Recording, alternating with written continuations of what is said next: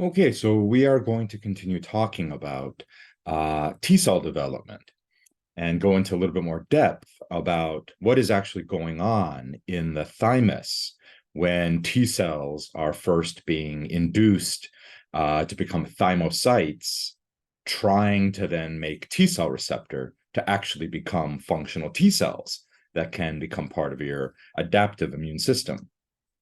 So you'll recall that the thymus is this fatty organ tissue that's located between the lungs over the heart. And as we looked at last time, if you were to look at a slide of the thymic tissue, you would see that it's made of many different sort of compartments where you have a sort of tougher, fibrous capsule in which you have many, many, many thymocytes. And these are the little cells that have come into the thymus and may become T cells. So, as part of this structure, the more dense, darker area is what we call the cortex, and the more sparsely populated, lighter colored area is the medulla.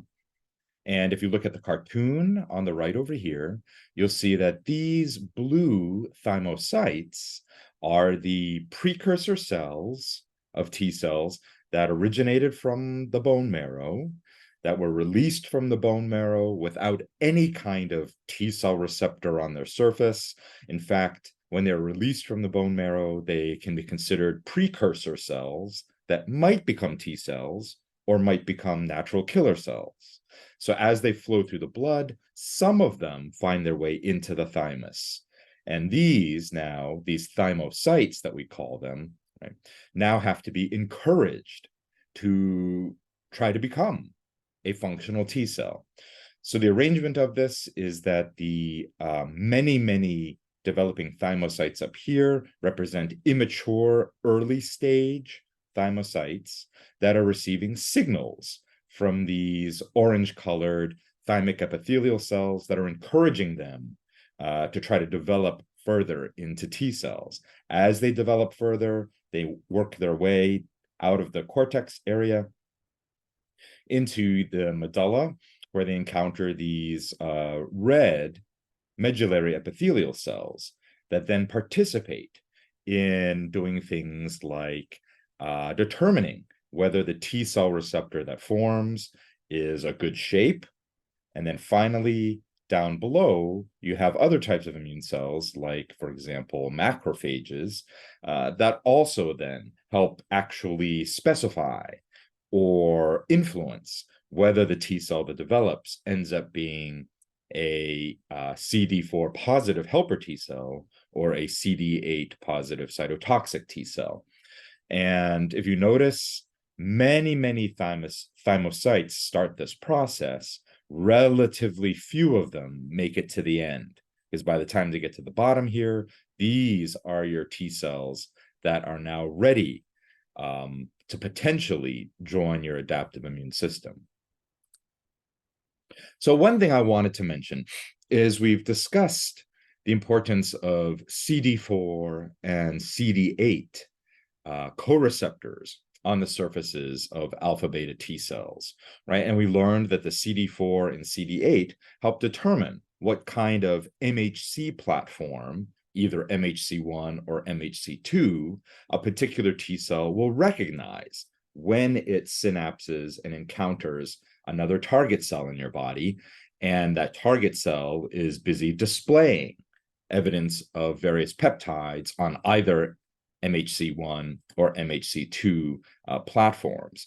So when we say CD4, CD8, those are just a couple of examples of many different types of proteins that are found on the surfaces of developing immune cells that are called CD markers. So I thought it's worthwhile for you to get an appreciation for what do they mean, CD? What does that actually stand for? So the CD markers are a system of surface molecules that researchers over the years have identified as being on different immune cells at different points along that immune cell's development. So these are various proteins that at certain times get expressed and can be found on the surface, or at other times no longer are expressed and are replaced by other types of proteins. And so over many, many years of cataloging and identifying what types of proteins appear on different immune cells at different times, researchers have been able to put together essentially a catalog of different proteins that help you identify what type of cell you might be looking at underneath the microscope, right? Because otherwise, most of these developing immune cells to the naked eye would look the same if you're just looking at them under a light microscope. So these special proteins then define what we call clusters of differentiation, literally meaning that if you see certain proteins together on a particular cell you're looking at, that cluster of proteins, right, can tell you what this particular cell is differentiating into. Right?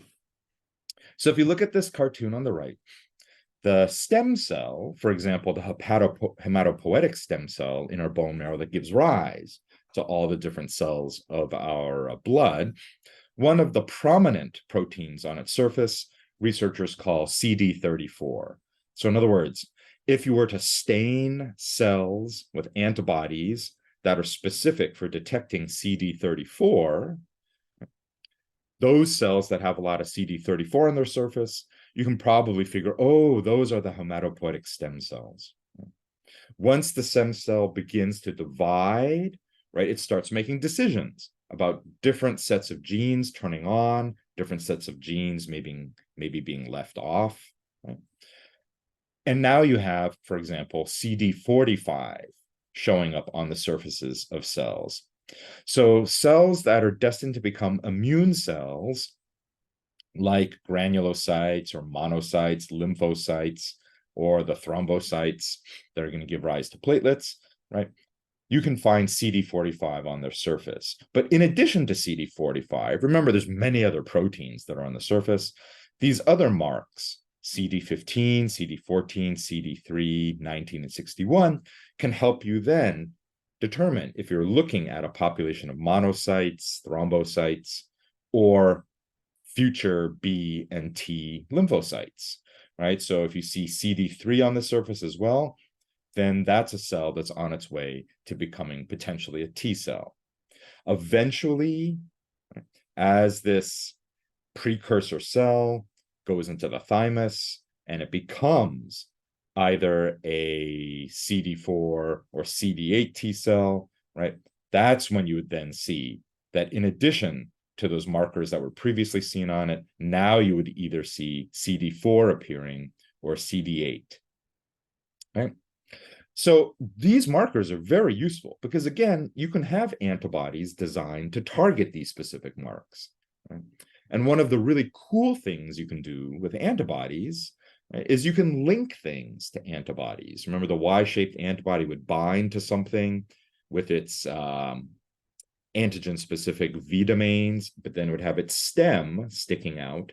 You can link other types of molecules to that stem. For example, different types of fluorescing markers that might fluoresce different wavelengths when you hit them with a certain wavelength of light.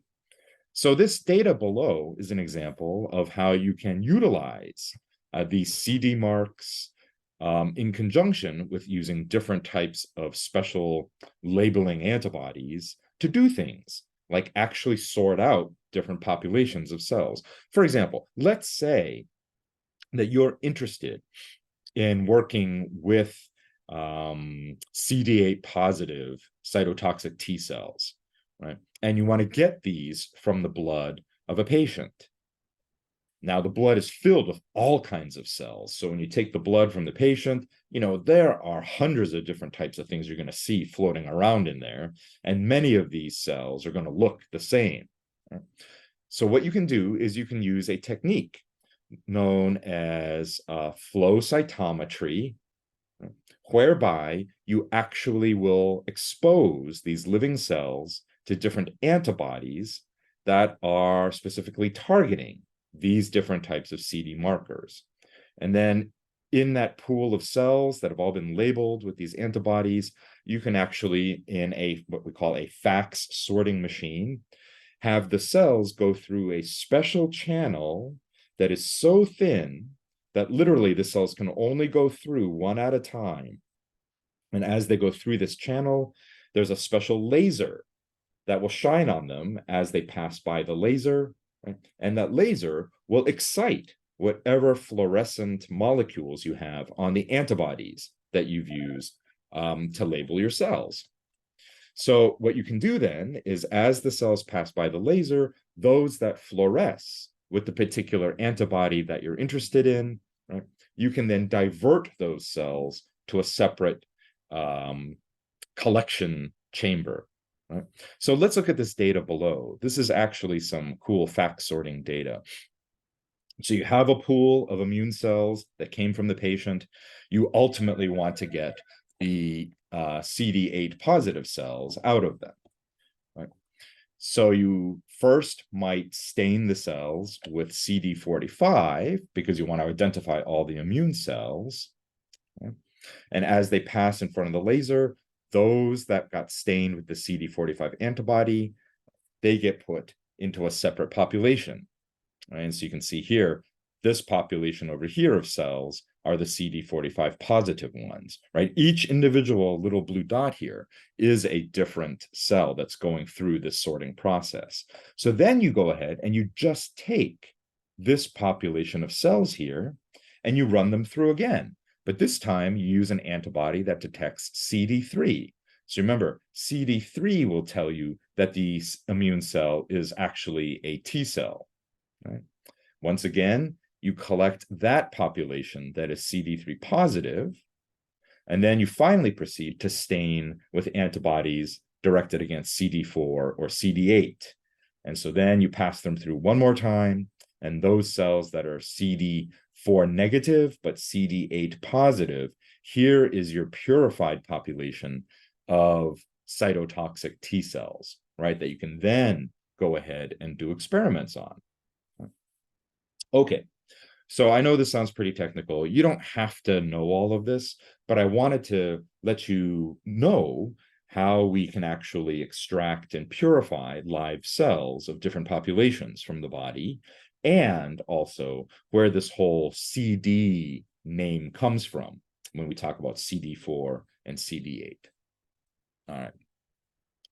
So we said that when the future T cells first come out of the bone marrow, right, they are uncommitted to becoming a T cell. They are just your, what we call precursor cells that could either become natural killer cells or T cells. So we'll call them an uncommitted progenitor cell. All right? So some of these will make their way into the thymus. And once they make their way into the thymus, they might be convinced, so to speak, to start becoming a T cell. What this table illustrates is that by following the presence or absence of different CD markers on the surface, you can follow the developmental pathway of one of these progenitor cells after it's entered the thymus to the point where it has become a full-fledged T cell. You don't have to memorize this table, but I want this to impress upon you how useful these CD markers can be. So for example, the uncommitted progenitor cell, when it first enters the thymus, it is still very stem cell-like, so it would have CD34 on its surface.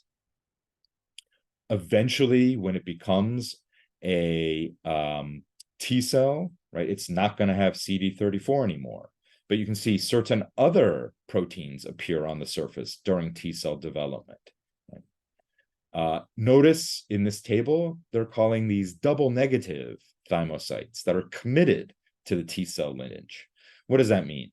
That means this isn't actually a full-fledged T cell yet, but this is still one of those thymocytes that you would see maybe in the cortex region of the thymus, right, that have now committed themselves to trying to become a T cell. So as a result, down below, you can see CD4 and CD8.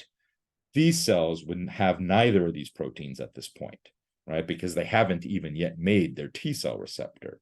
However, you can see the T cell receptor genes are beginning to rearrange. In other words, they are starting to do VDJ recombination. So how do the uncommitted precursor cells get convinced to try to become thymocytes? Well, it all has to do with interactions between the precursor cell that entered the thymus and the various thymic epithelial cells that are in there sending messages to those precursor cells.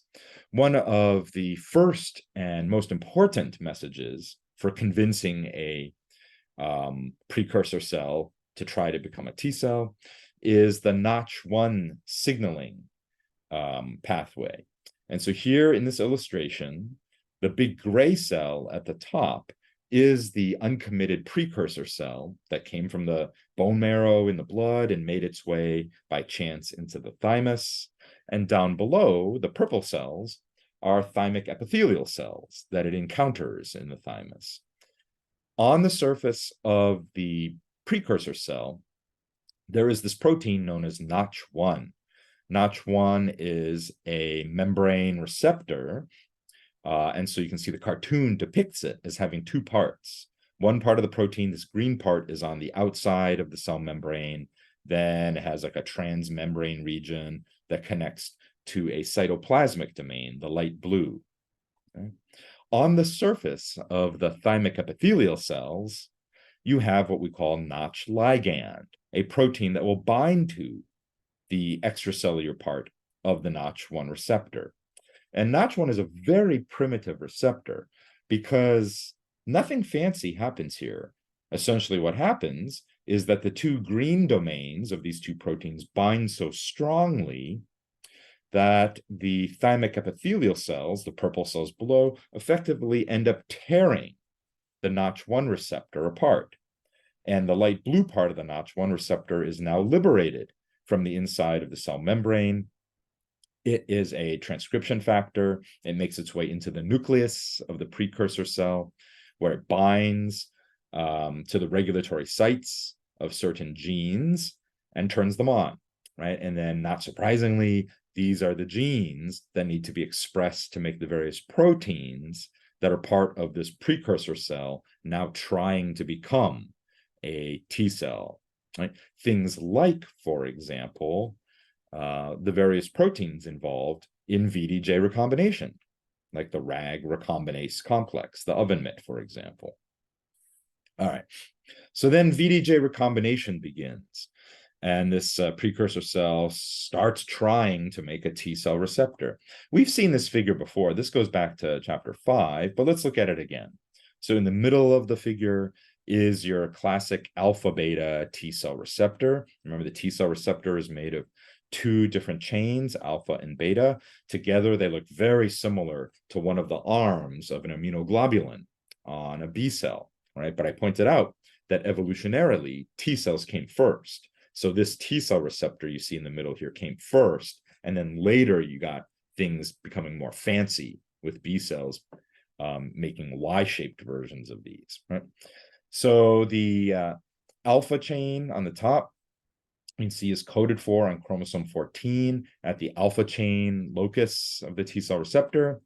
Remember, unlike the Ig loci in B cells, in T cells or developing T cells, the loci, right, has many more red V blocks to choose from, like 70 to 80 instead of like the 30 to 35 at the immunoglobulin locus, right? And it has many more J blocks, in this case 61, right? So VJ recombination will happen up here to make your alpha chain, and then at the same time on chromosome 7 you'd find the beta chain locus for the T cell receptor, right? And that's where VDJ recombination takes place to make the beta chain. Okay. So I mentioned before that these alpha beta T cells are the ones that are involved in your adaptive immune system, right? I hinted at the fact that we actually have another group of T cells that are not called alpha beta, right? So let's take a quick look at those now. So on the left, right, are the T cell receptors that we've been talking about up until this point. The alpha beta T cell receptors are what you find on CD4 positive helper cells and CD8 positive killer cells, right? It's this alpha beta T cell receptor that's involved in your adaptive immune system, right? But look on the right, there's another type of T cell receptor, represented by this orange and brown chain, that we call the gamma and delta T cell receptor.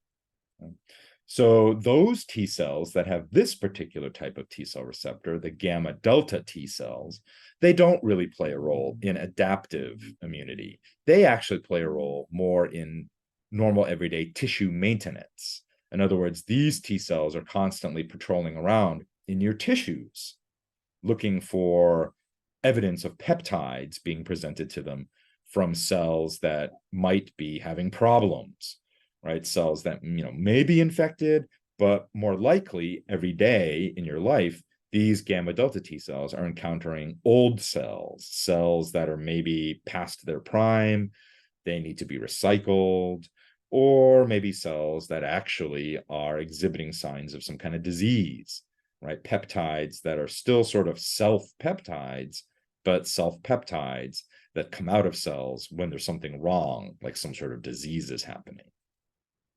So we will talk about we will talk about gamma delta T cells in more detail in a few lectures. So why do I mention it as part of this lecture then? Well, it has to do with this figure. So this is a cartoon that is a very good one for you to spend time understanding, right? Because what it is that it illustrates the different sort of critical steps that take place, starting from when this green uncommitted progenitor cell, that's still very stem cell-like because it has CD34 on its surface, enters the thymus, right, to the point where all the way at the bottom, you end up having a alpha beta T cell, right, that's ready to undergo further training and further specification. Right? So let's look what happens. As we talked about, the uncommitted progenitor cell, when it goes in the thymus, thymic epithelial cells are interacting with it. You have the Notch1 signaling take place that tries to convince the progenitor cell to try to become a T cell. Normally after 3 or 4 days in the thymus, you would see these precursor cells now on their way to trying to do the VDJ recombination to make a T cell receptor. Right. So at this point, we say it's committed. It's going to try to become a T cell, and it's double negative. What do we mean by double negative? It means on its surface, you don't see any CD4 or CD8, right? It's negative for both of those. Right? Here you can see VDJ recombination starts to happen, and the oven mitt goes to work at 3 of the gene loci. It starts off with the beta chain, okay, and at the same time tries to rearrange the gamma and the delta loci. Okay. So what will happen is, if it succeeds in having a productive rearrangement of the beta chain of an alpha beta T cell receptor, then you would follow the fork in the road over here to the right, right? But if the oven mitt succeeds instead in successfully making a productive gamma and a successfully productive delta chain, then those two proteins come together. You go to the left over here, and you end up with a gamma delta T cell, right? So the orange and brown receptor here is your gamma and delta chain version of the T cell receptor. And then this committed gamma delta T cell is ready to go. It goes off and it starts doing its normal duties in your body as being sort of a tissue maintenance cell. But on the right, let's continue this story. So the T cell succeeded in making a beta chain. Right? So here you see in green is the new beta chain that's made. At this point, because this cell is now on its way, right, to likely becoming an alpha beta T cell, the cell says, well, I better start making CD4 and CD8 because I'm going to need these if I'm going to end up being an alpha beta T cell. So at this point, it makes both. It has both CD4 and CD8 on its surface, and we call it a double positive thymocyte, because now it has both of the CD4 and 8 co-receptors on its surface, because it doesn't know yet ultimately what type of T cell, alpha beta T cell, it's going to commit to becoming, right? Helper or killer. So at that point, if you keep following, the oven mitt goes to work again and tries to now make a productive alpha chain to go along with the beta that it made. But the weird thing is, the oven mitt also at the same time goes back and revisits trying to make the gamma and the delta chain. So if the oven mitt at this point succeeds in making the gamma and delta, well, you take another detour. You go off to the left, and at this point you've made, okay, so it is going to end up being a gamma delta T cell, right? And then this gamma delta T cell goes off. However, if the oven mitt successfully makes the alpha chain now, oh, now you have this newly made alpha chain, and you have the beta chain that you made in the previous step up here, right? So now you have the yellow and green alpha beta T cell receptor, right? And we say it is now committed, right, to become, well, now it definitely is going to be an alpha beta T cell, right? Even though it's still not sure if it's going to be helper or killer, because it still has both co-receptors on its surface. Right.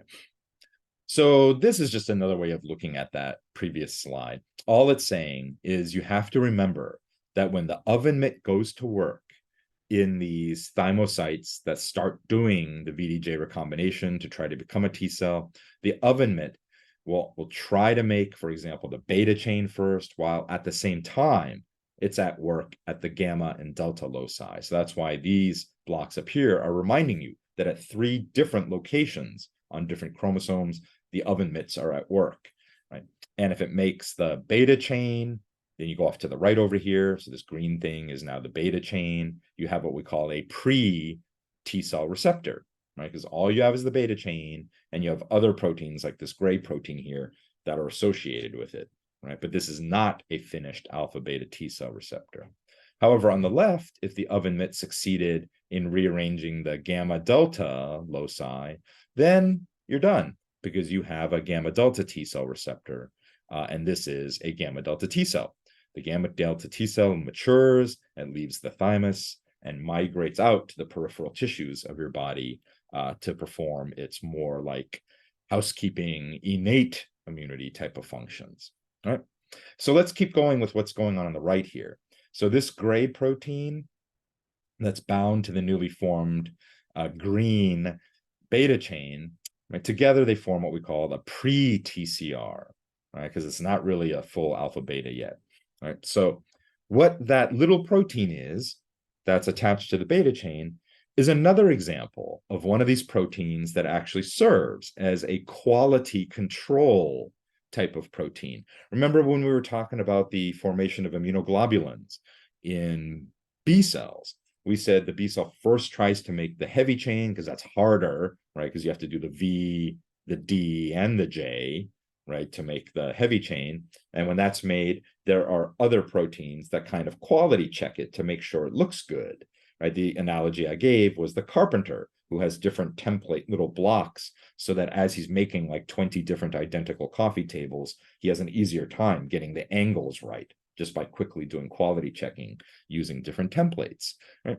So for the developing T cell receptor, same type of concept. Here on the left, you see there's a well-formed beta chain, right? And next to it is this little sort of quality control check thing. This is what we call PT alpha protein. So in this case, you'll notice it's not just one beta chain, but here's another incidence, or another beta chain that happens to be close by, and it has its own PT alpha next to it. What happens is these 2 beta chains then link together to form sort of this strange dimer formation, right? So the PT alpha helps to make this kind of bridge shape. If that bridge shape successfully forms, right, then it's the right shape to start attracting the other associated proteins that ultimately are going to be at the base of the T cell receptor complex. These are those CD3 proteins on either side that are represented in yellow and red and orange here, and then the green zeta chain proteins down below. Remember, those associated proteins provide much more cytoplasmic protein presence, right? So that ultimately, if something binds the receptor on the top when it's done, the signal can be passed through these associated proteins. So if that bridge formed well, you get the formation of the rest of the complex proteins, and then the oven mitt goes to work, and hopefully it will successfully make an alpha chain to go along with the beta chain, and now you have your fully formed T cell receptor. This is a nice overview or summary of these steps. All right, so let's kind of look at this. This is kind of a simpler way of thinking about it. So we're looking at the thymus. This is one of the sort of chambers or sections of the thymic tissue, right? So the gray parts are the sort of fibrous capsule walls. And then you have in blue the cortex area, and then down below in tan is the medulla. Right? So you have capillaries flowing through the thymus. You have these capillaries that also join up with small little venules. And from these venules, in cross-section here, right, the progenitor cells that came from the bone marrow and flowed through the blood, and some of them randomly ended up in the thymus just by going through the blood. This is where the progenitor cells exit the blood and now enter the thymus, right? So they associate with thymic epithelial cells that encourage them to proliferate and tries to convince them to start becoming T cells. So at first, they're double negative T cells that are now committing themselves to trying to become T cells, right? Or I should have said double negative thymocytes that are really committed to becoming T cells. They rearrange their beta genes. And if that works out well, there's a checkpoint here where they have the beta chain along with the little PT alpha protein. And then that helps form this funny bridge, right? That establishes that the beta chain looks like it was the right shape. And then if that works, it proceeds. And then it will try to make the alpha chain, and it becomes double positive, right? So it will now have both CD4 and CD8 on its surface. And then there's another checkpoint to make sure that this newly formed T cell receptor looks good. And so our next lecture will focus on this second checkpoint. Exactly what has to happen in order for this particular developing T cell, right, to pass this checkpoint. Its T cell receptor has to be a good shape, and not surprisingly, right, there's got to be some sort of training going on, tolerance training, to make sure that the T cell receptor is not autoreactive. And on top of that, right, there's got to be some sort of decision making as to whether this T cell is going to become only CD4 positive or only CD8 positive, right? In other words, whether this developing thymocyte is destined to become a helper cell or a killer cell. Right? So we'll talk about that next time. The last 3 slides are just to back up a little bit and provide another way of reviewing some of the important concepts having to do with our anatomy of our lymphatic system and how it relates to our blood circulatory system and the function of our lymph system. Right? So on the left here, remember that T cells and B cells, right, both start off as precursor cells in the bone marrow, your primary hematopoietic, primary lymphoid tissue. Right? B cells will develop their immunoglobulins while still in the bone marrow. So by the time a B cell leaves the bone marrow, it already is a B cell. Right? But of course, it also has to undergo tolerance training in the bone marrow and then tolerance training in the blood. So the B cell gets into the blood, it circulates around. Hopefully, it doesn't get into trouble binding any self signals.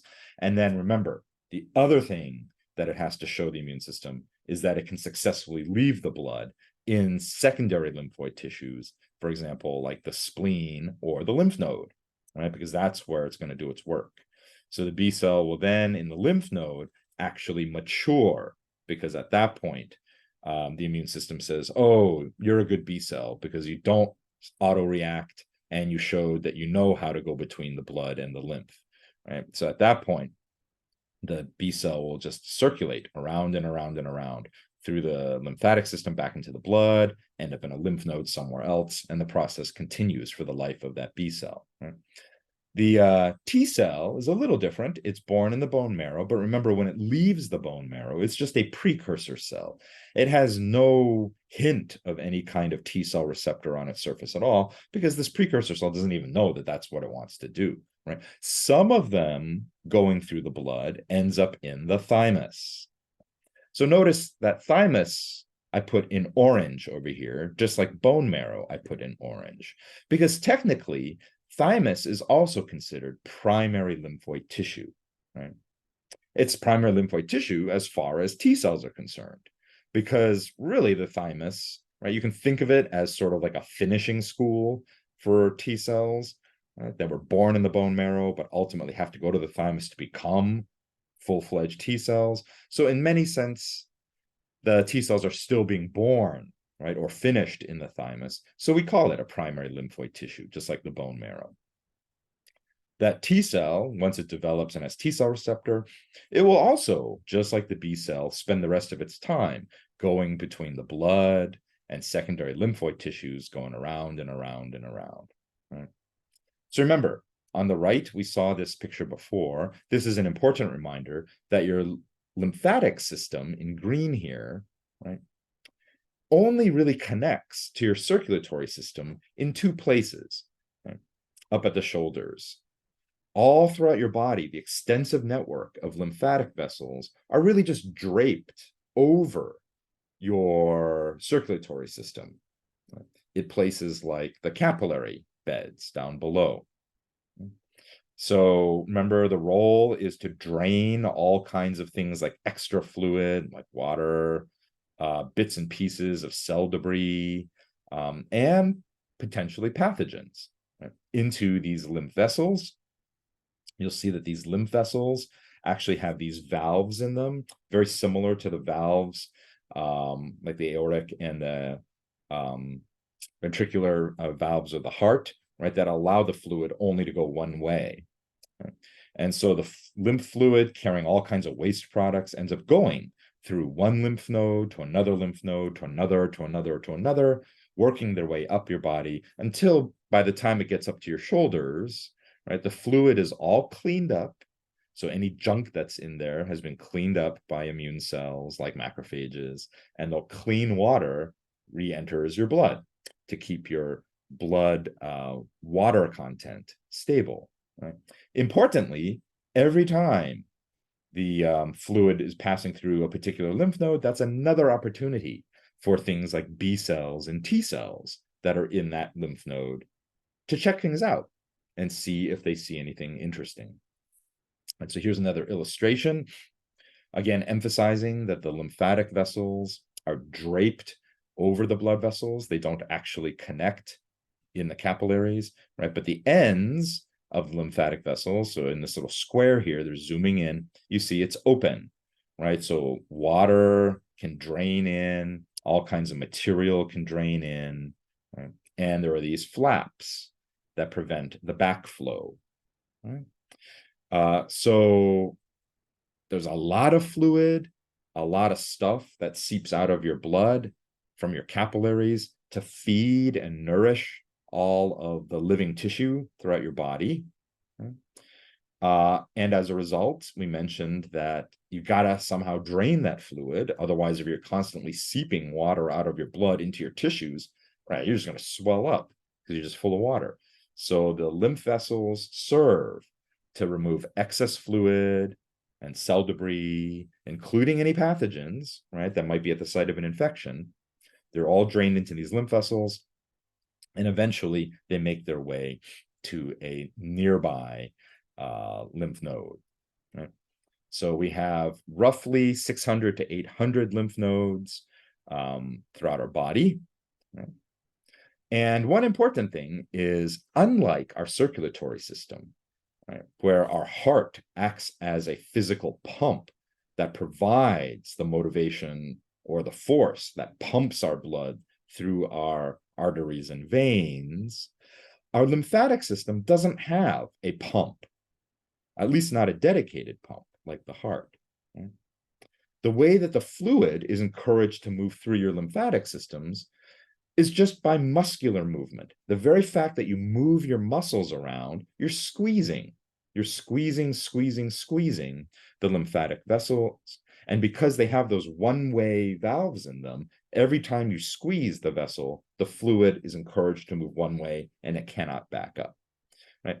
That's why, if you've been sick and laying in bed at home, maybe your mom, dad, or maybe you have an auntie who tells you, oh, you need to get some exercise because exercise is good for fighting infection, right? So maybe you were dismissive of that before, but the reality is it's true, right? Because you think about it, the more physical activity you have, right, the more you're moving lymph fluid through your lymphatic system, and the more opportunity then for stuff in the fluid, like pathogenic signals, to pass through different lymph nodes, where there are opportunities for your immune system, maybe the right T cells or the right B cells, to detect them.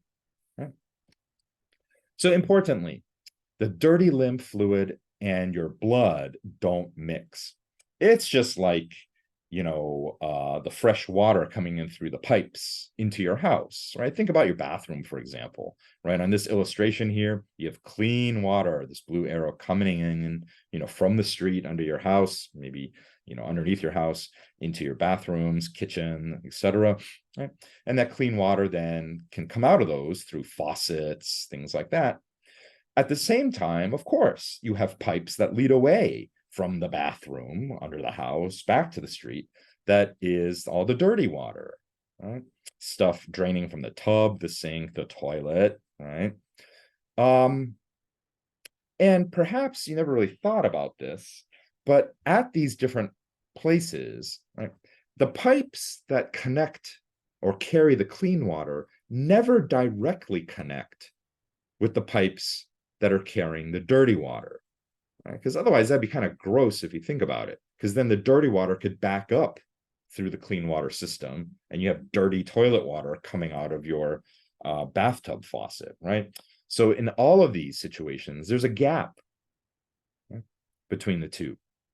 So that's the same principle of your lymphatic system, because the dirty water from your house now flows away as wastewater and eventually goes somewhere to a sewer treatment plant, right?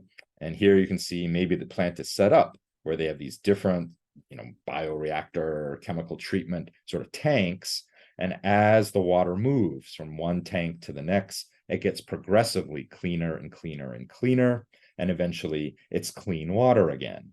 And then it can re-enter the clean water system and go back to your house, right? So that's the same thing with our lymphatic system.